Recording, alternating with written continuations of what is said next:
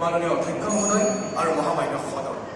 যদি খিলঞ্জীয়াসকলৰ বাবে বিধানসভাৰ গৰিষ্ঠ সংখ্যক আসন সংৰক্ষণ ব্যৱস্থাই আমাৰ জাতীয় সমস্যা সমাধানৰ পথ প্ৰশস্ত কৰিব, তেন্তে আজিৰ সদনত সন্মানে চৰকাৰী পক্ষৰ সদস্যসকলে ভাৰতবৰ্ষৰ সংবিধানখনক অস্বীকাৰ কৰিছে বুলি ঘোষণা কৰক। কাৰণ ভাৰতবৰ্ষৰ সংবিধানত অনুসূচিত জাতি আৰু জনজাতিৰ বাহিৰে জাতীয়তাৰ ভিত্তিত কোনো ধৰণৰ সংৰক্ষণৰ ব্যৱস্থা নাই। যদি এই কাৰ্য সন্মানে চৰকাৰী পক্ষৰ সদস্যসকলে সম্পাদন কৰিব নোৱাৰে, তেন্তে কি ভিত্তিত আজিৰ এই সদনত এনে এখন ভ্ৰান্ত বিধেয়ক উত্থাপন কৰা হয়? মাননীয় অধ্যক্ষ মহোদয়, নানা জাতি জনজাতি ৰহণীয়া কৃষ্টি সংস্কৃতি আদিক আঁকোৱালি লৈ এই অসম দেশখন সৃষ্টি হৈছে।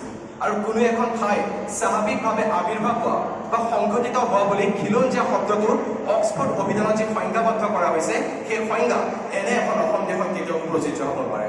প্ৰশ্ন উত্থাপন হয় এইখিনিতে যে সন্মানে চৰকাৰী পক্ষৰ সদস্যসকলে খিলঞ্জীয়া শব্দটো বাৰে বাৰে যি প্ৰয়োগ কৰি আছে, তেওঁলোকে কি ভিত্তিত বা কি নিৰ্দিষ্ট মানদণ্ডৰ ওপৰত নিৰ্ভৰ কৰি কাৰোবাক খিলঞ্জীয়া আৰু কাৰোবাক অখিলঞ্জীয়া বুলি পৃথক পৃথক কৰিব পাৰিব? মাননীয় অধ্যক্ষ মহোদয়, এনেই মৰিছো ঋষিৰ সাপত তাতে দিয়ে ধানৰ বাপত। ধৰি ললো যে আমি খিলঞ্জীয়াসকলক পৃথককে বাছনি কৰিলো আৰু বিধানসভাৰ গৰিষ্ঠ সংখ্যক আসনো তেওঁলোকৰ কাৰণে সংৰক্ষণ কৰিলো। তেনে ক্ষেত্ৰত এই অসম দেশতে দ্বিতীয় শ্ৰেণীৰ নাগৰিকৰ সৃষ্টি হ'ব আৰু লগে লগে অসমৰ একাংশক ৰাজনৈতিক অধিকাৰৰ পৰা বঞ্চিত কৰি ভাৰতবৰ্ষৰ সংবিধানখনক অৱমাননা কৰা হ'ব। মাননীয় অধ্যক্ষ মহোদয়, জাতীয় সমস্যা সমাধানৰ সহজবাদ দূৰৰ কথা, অসম ৰাজ্যৰ আগন্তুক দিনত এক ভয়াৱহ সমস্যাৰ সন্মুখীন হ'ব লাগিব। মাননীয় অধ্যক্ষ মহোদয়, আজিৰ সদনৰ কোনো এজন সদস্যই অগ্ৰাহ্য কৰিব নোৱাৰে যে আমাৰ সমস্যা নাই, কিন্তু সেই সমস্যা সমাধানৰ পথ খিলঞ্জীয়াসকলৰ বাবে বিধানসভাৰ গৰিষ্ঠ সংখ্যক আসন সংৰক্ষণ ব্যৱস্থাই প্ৰশস্ত কৰিব বুলি ক'লে এক সাধু কথালৈ মনত পৰে। এজন খৰিকতে হাতত কুঠাৰ এখন লৈ আহত গছ এজোপা কাটিবলৈ আহিল। লগে লগে আহত গছজোপাই চিঞৰি ক'লে যে হেৰৌ কুঠাৰ, তোৰ মোৰ প্ৰকৃতিৰ একো একে, তয়ো কাঠ ময়ো কাঠ, অথচ তই মোক কাটিবলৈ আহিছ। মাননীয় অধ্যক্ষ মহোদয়, ইয়াত খৰিকটীয়াজন হ'ল আমাৰ কেন্দ্ৰীয় চৰকাৰ। ইয়াত কুঠাৰখন হ'ল জাতি মাটি ভেটিৰ কথা কৈ শাসনভাৰ গ্ৰহণ কৰা আমাৰ জাতীয় নায়কৰ চৰকাৰ। আৰু পৰিতাপৰ বিষয় যে ইয়াৰ আহত গছজোপা হ'ল অসম দেশত বসবাস কৰা আমি জনসাধাৰণ। আমি সমস্যাৰ কথা কৈছো, আমি জাতি মাটি ভেটিৰ কথা কৈছো, অথচ জাতি নিষেধ কৰিব বিচৰা হৈছে নাগৰিকত্ব সংশোধনী বিধেয়কৰ দ্বাৰা চৰকাৰ জাতীয় নায়কৰ।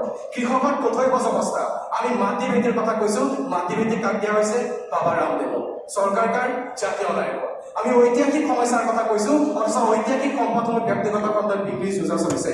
আমি অৰ্থনৈতিক সমস্যাৰ কথা কৈছো, অথচ নুমলীগড় তেল শোধনাগাৰ ব্যক্তিগত খণ্ডত বিক্ৰী যুঁজা চলিছে। চৰকাৰ জাতীয় নায়কৰ।